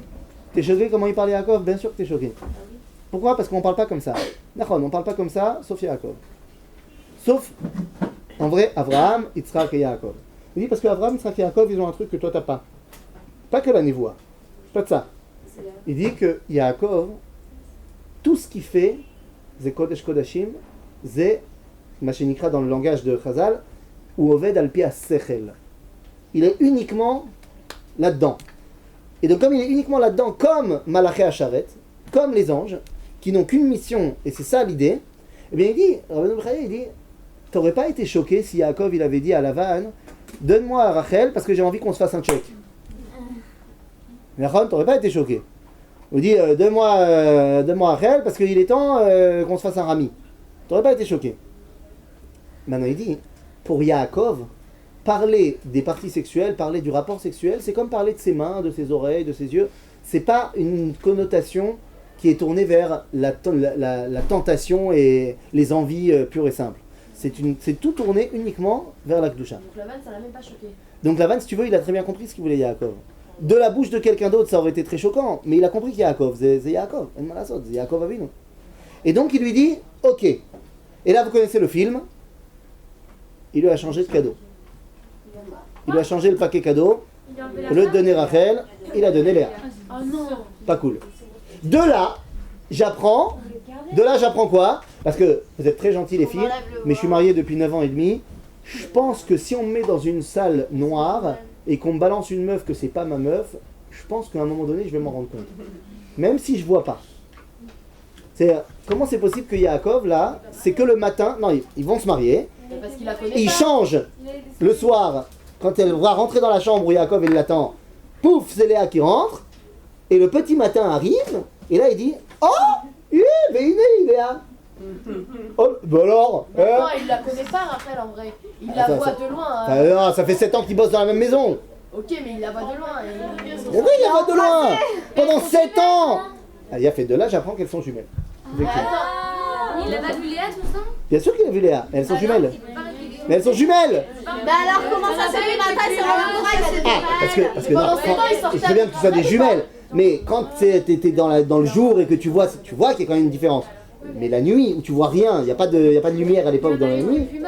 Non, justement, il y a Nachon, ses yeux, elle pleure.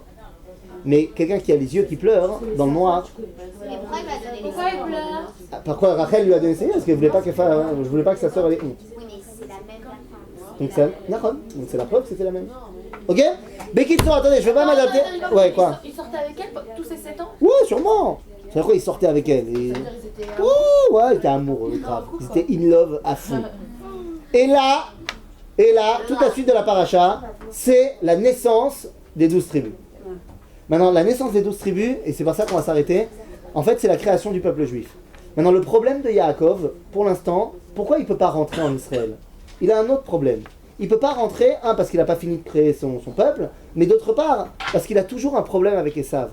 Quand il se réveille le matin et que c'est Léa, il vient voir Lavan et lui dit je pense qu'il y a eu erreur sur la personne. Et Lavan il lui répond, et écoutez bien le ton de Lavan, parce que j'ai enregistré. Lavan il lui dit ça se fait pas chez nous de faire passer la plus jeune avant le plus vieux. Ah, parce que chez toi, t'as fait passer toi avant. Qu'est-ce qu'il vient de faire? Ouais. Donc il peut pas répondre Yaakov. Et il comprend que ça, tant qu'il n'a pas réussi à corriger ça, bah qu'est-ce qu'il a fait à Esav? Il lui a tapé sa place. Ah bon? Ah oui, la semaine dernière, il lui a volé sa bracha, il s'est déguisé, il a mis les poils et tout. Ah, ils ont reçu un Skype. Comment il le sait? Il le sait. Par vie, puis ils ont voyagé. Hein, bah, pourquoi pas, je sais pas. Comment ça se fait? Bah, il y a peut-être je sais pas, Rivka c'est sa sœur, hein, ils ont peut-être un groupe WhatsApp de la famille. Qui? Il y a quoi? J'étais pas là, je peux pas te dire. Non, mais. Non, Est-ce qu'on sait s'ils s'entendaient bien? Est-ce que c'est tout le monde comprend que Lavan c'est un mec qui est intéressé par ses intérêts. Mais attendez, là, Yaakov il comprend qu'il ne peut pas rentrer en Israël tant qu'il n'a pas corrigé cette bassesse morale par rapport à Esav. Il a un problème par rapport à Esav. Maintenant, Esav, comment il a répondu à ça? Ben, il a voulu le tuer. Il faut que maintenant Yaakov, pour qu'il puisse rentrer faire face à Esav, il faut que Yaakov il produise l'alter ego de Esav. Il faut qu'il produise le Bechor ultime. Parce que Esav, il est le prototype du Bechor qui a raté. C'est-à-dire, depuis le début de la Torah, le Bechor, ça marche pas. Caïn, il a tué Evel. Ishmaël et Yitzhak, c'était pas une relation top-top. Esav Yaakov, ça l'a pas fait non plus. C'est-à-dire qu'à chaque fois qu'on a un Bechor, on voit qu'il veut tuer son frère. Pourquoi il veut tuer son frère? C'est psychologique, hein, je peux pas vous laisser parler, il est trop tard. C'est psychologique, pourquoi? Parce que le Bechor, avant que son frère y naisse, qu'est-ce qu'il était? Il était le fils. Maintenant que son frère est né, il devient le frère. C'est terrible, il lui a pris la salle de jeu en plus. Donc, psychologiquement parlant, le Bechor, il veut annuler son frère pour redevenir le fils. Il va falloir, dans la famille d'Israël, créer le Bechor ultime. Et donc, c'est pour ça qu'il va y avoir 4 femmes chez Yaakov. 4 femmes, donc 4 Bechorot. Parce que le Bechor, c'est en fonction de la mère. Ok? Il va y avoir 4 femmes qui vont permettre de créer au final le Bechor top, ultime. La première, c'est Léa, qui va avoir le premier fils qui s'appelle Réhouven. Et elle dit Réhouven, et le Midrash nous dit qu'est-ce qu'elle a dit, pourquoi elle l'a appelé comme ça. Elle dit Réhou ben Beni, le ben Chami. Regardez la différence entre mon fils et le fils de mon beau-père. Le beau-père de Léa, c'est Yitzhak. Donc c'est qui le fils de Yitzhak? Esav. Regardez, elle dit Esav, qui a vendu son droit d'aînesse à Yaakov, il a voulu le tuer. Alors que mon fils, qui n'a pas vendu son droit d'aînesse à Yosef, finalement il voudra le sauver. Et on connaît la suite du film, que Réhouven il va vouloir sauver Yosef. D'accord? De là tu apprends qu'elle avait la névoie. Et donc, Réhouven, c'est pas mal. Il veut sauver son frère. C'est pas mal, seulement c'est pour l'instant que dans l'idéal, son frère il n'est pas encore né, et c'est pas vraiment son frère parce que c'est pas la même mère. Ok? Mais c'est déjà mieux que Esav. Mais on continue. Il y a un autre Bechor parce que Rachel elle n'arrive pas à avoir d'enfant, donc elle donne sa servante Bilha à Yaakov. Et qu'est-ce qu'elle dit? Elle lui dit, bah si, je vais te dire pourquoi elle fait ça. Elle dit, parce que grâce à elle, peut-être que moi aussi j'aurai un enfant. Qu'est-ce que ça veut dire? Aujourd'hui on connaît ça au niveau médical. Qu'il y a des femmes qui sont stériles, qui n'arrivent pas à avoir d'enfant, dès qu'elles adoptent, tout d'un coup elles tombent enceintes. Donc c'est ce qu'elle veut faire. Elle dit, ce fils-là qui va naître de toi, Bilha, ça sera mon fils, je l'adopterai, et peut-être que grâce à ça, j'arriverai à avoir un enfant moi aussi après. Et il va sortir un fils qui s'appelle Dan. Et donc ça veut dire que c'est quoi tout l'objectif de Dan? Pourquoi il est venu au monde, Dan? Pour que elle, Rachel, elle puisse mettre au monde un fils. Donc si tu veux, Dan, il est là pour que son frère y naisse. C'est encore mieux que Réhouven. Réhouven, il voulait sauver un frère vivant. Dan, il vient au monde pour que Yosef vienne au monde. C'est encore mieux. Mais c'est pas la même mère. Après, on voit que Léa, elle n'arrive plus à avoir d'enfant. Elle en a déjà eu 4, elle n'arrive plus à en avoir. Et donc elle donne elle aussi sa servante, Zilpa, pour que elle puisse elle aussi continuer à enfanter. Donc ça veut dire que là, c'est la même chose que Rachel, à la différence que Rachel, elle fait ça parce qu'il y a un besoin. Elle n'a pas d'enfant. Et Yaakov, il disait rien? Yaakov, il veut construire les 12 tribus. Et il comprend que ces femmes, il a compris, Yaakov, 2 secondes, ce qui se passe dans la famille. À chaque fois dans la famille, les femmes, au niveau de la névoie, elles sont plus grandes que les hommes. Sarah, elle était plus grande que Abraham, Rivka plus grande que Yitzhak. Donc il comprend que si Rachel et Léa lui disent de faire des trucs, il fait. Et donc, au final, Zilpa, elle va avoir un fils, mais c'est différent de Rachel. Rachel, elle a fait ça parce qu'elle n'avait pas d'enfant. Donc c'était un besoin. Alors que là, Léa, elle a déjà des enfants. Donc c'est pas un besoin, mais c'est une valeur. C'est-à-dire que Léa, elle veut des enfants pas parce qu'elle n'en a pas, mais elle veut des enfants parce qu'elle comprend la grandeur de ce que ça représente. Et donc finalement, il y a un autre fils qui naît qui s'appelle Gad. Et de Gad, il va y avoir Issachar, de Léa et Zevulun. Et donc au final, Gad c'est le fils de Zilpa, le troisième Bechor, qui naît pour que Issachar naisse. Mais c'est pas parce qu'il y a un besoin, c'est parce qu'on comprend la valeur. Et enfin, Rachel finalement va avoir un fils. Et qu'est-ce qu'elle dit quand elle a son fils? Elle dit Asaf Elohim et Cherpati. C'est dans la source numéro 20 là-bas, tourne la page. Asaf Elohim et Cherpati. Il a enlevé ma honte. Et donc, comment est-ce qu'elle va appeler son fils? Elle aurait dû l'appeler Asaf. Puisqu'elle dit Asaf Elohim et Cherpati. Mais elle l'appelle Yosef. Pourquoi? Les morts, Yosef li ben Acher. C'est-à-dire que Yosef vient au monde pour que Binyamin vienne au monde. Cette fois, c'est un frère qui est un Bechor qui naît pour que son frère vienne au monde, et c'est le frère de la même mère. Donc c'est le Bechor ultime. Une fois que Yosef est venu au monde, nous dit Chazal, je vous l'ai amené ici dans Rashi, Michelon nolad sitno shel Esav, à partir du moment où est né l'alter ego de Esav, c'est-à-dire le Bechor ultime, Yosef, et bien le verset d'après, Yaakov il dit à Lavan, laisse-moi rentrer à la maison. Ça y est, je rentre. Yosef est né, je peux rentrer. Et si déjà tu veux du Zohar à tous les sens, eh bien le Zohar nous dira que c'est quoi la gématria de Yosef? Yud 10, Vav 6, Samer 60, 76, et P 80. Ça fait combien? 76 et 80? 156. C'est la même gématria que Tzadik, 90, Yud, 100, Vav, 106, et Nun, 50, 56, 156. C'est la même gématria que les mots Tzion. Nous dit le Zohar, le sionisme est né, on peut rentrer à la maison. C'est Yosef qui est gématria Tzion, Yaakov comprend que c'est le moment de rentrer à la maison. Le seul problème, c'est qu'il va rester encore là-bas pendant 6 ans pour faire du fric. Pourquoi? Pour faire du fric. Ben oui, parce qu'il comprend que si maintenant il veut rentrer, faire face à Esav, il a besoin de maîtriser Olam Hazeh. Et donc il va revenir avec tout l'argent qu'il va faire là-bas. Et c'est bon, il part. Il part, ça y est. Ça y est, il rentre en Israël. Oui, mais attends. Avant de sortir d'exil ou pendant la sortie de l'exil, il y a une étape fondamentale et par là je termine. Quand il part, Lavan, il le poursuit, il veut le rattraper, machin, bon finalement toute une histoire, ils vont contracter une alliance.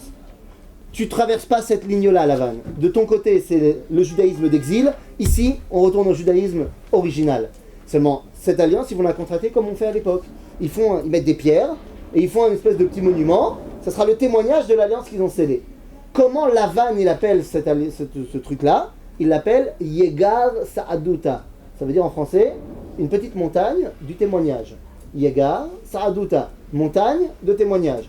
Seulement le passouk nous dit Vayikra lo Lavan, c'est le 22. Vayikra lo Lavan Yegar Sa'aduta. Ve Yaakov Karalo Galed. Ça veut dire quoi Galed? Un petit monticule de témoignage. Donc c'est la même chose que Lavan. Oui, mais la différence c'est quoi? Lavan il l'a dit en quelle langue? En araméen. Et Yaakov il l'a dit comment? En hébreu. Les amis, comme disait Manitou, le premier stade pour pouvoir véritablement sortir de l'exil, c'est recommencer à parler comme un juif. Et c'est pour ça que Yaakov, quand il sort d'exil, il recommence à parler hébreu. Il a certainement parlé araméen tout le temps où il était chez Lavan. Mais là, il recommence à parler hébreu. Et c'est pour ça, dans la source numéro 23, que quand nous on fête notre sortie d'exil tous les ans, c'est quoi la fête qui rappelle la sortie d'exil? Pessah. Comment on commence la soirée? En araméen. C'est de l'araméen. Tu commences en araméen parce que tu rappelles le fait que tu étais en exil et tu en sors. Et donc c'est pour ça qu'à la fin du paragraphe, qu'est-ce que tu dis? Les Shana Abba, Birushalayma, Nishtana. C'est passé en hébreu. Zéo. C'est la sortie de l'exil. On recommence à parler hébreu. C'est pour ça que Bezrat Hashem, Inch'Allah, à la fin de l'année, on pourra faire des cours en hébreu. Parce que vous serez redevenus officiellement des Hébreux. Ok? Chazak ou Baruch, Shabbat Shalom. Oui?